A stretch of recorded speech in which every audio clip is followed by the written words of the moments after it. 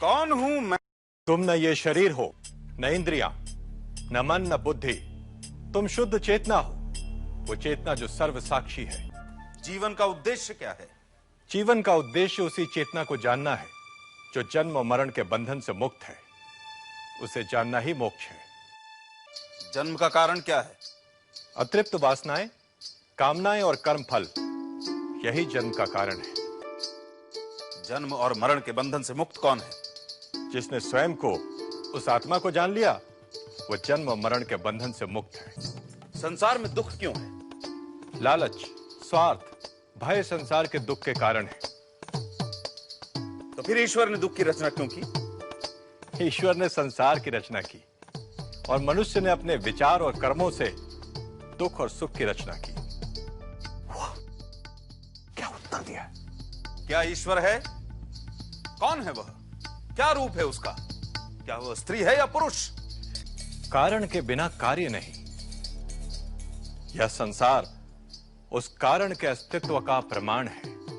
तुम हो, इसलिए वो भी है। उस महान कारण को ही अध्यात्म में ईश्वर कहा गया है।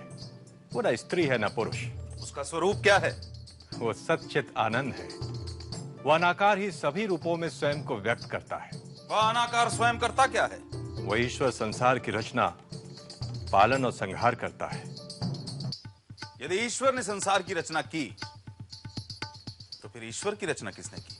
वह जन्मा, अमृत और अकारण है। भाग्य क्या है? हर क्रिया, हर कार्य का एक परिणाम है।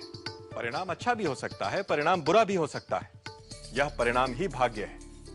आज का प्रयत्न कल का भाग्य है। सुख और शांति का रहस्य क्या है? सत्य, सदाचार, प्रेम और क्षमा सुख का कारण है। असत्य, अनाचार, घृणा और क्रोध का त्याग शांति का मार्ग है। चित्त पर नियंत्रण कैसे संभव है? इच्छाएं, कामनाएं चित्त में उद्वेग उत्पन्न करती हैं। इच्छाओं पर विजय चित्त पर विजय है। सूत्रधार, पर्दा गिरा दे। नहीं, युधिष्ठिर आज अनजाने में मनुष्य के मन पर पड़े हुए बहुत से पर्दे उठा रहा है। सच्चा प्रेम क्या है? स्वयं को सभी में देखना सच्चा प्रेम है। स्वयं को सर्वव्याप्त देखना सच्चा प्रेम है। स्वयं को सभी के साथ एक देखना सच्चा प्रेम है। तो फिर मनुष्य सभी से प्रेम क्यों नहीं करता? जो स्वयं को सभी में नहीं देख सकता, वह सभी से प्रेम नहीं कर सकता।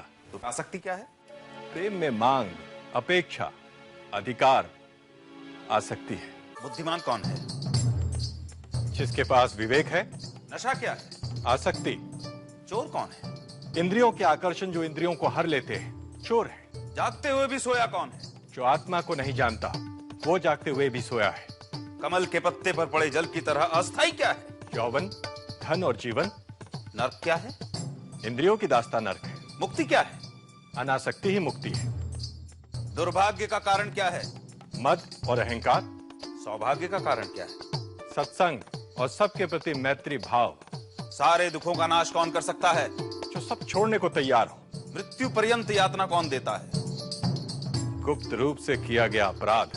दिन रात किस बात का विचार करना चाहिए? सांसारिक सुखों की क्षण भंगुरता। संसार को कौन जीतता है? जिसमें सत्य और श्रद्धा है। भय से मुक्ति कैसे संभव है? वैराग्य से। मुक्त कौन है? जो अज्ञान से परे है। अज्ञान क्या है? आत्मज्ञान का अभाव ही अज्ञान है। दुखों से मुक्त कौन है? जो कभी क्रोध नहीं करता।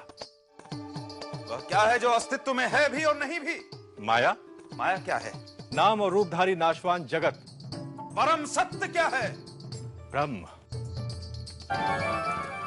प्रश्न कभी समाप्त नहीं होते, पर ये वे मूलभूत प्रश्न हैं जो हर विद्यार्थी को अपने आचार्य से करने चाहिए, क्योंकि प्रश्न ही उत्तर के द्वार खटखटाता है। प्रश्न ही उपलब्धि द्वार है।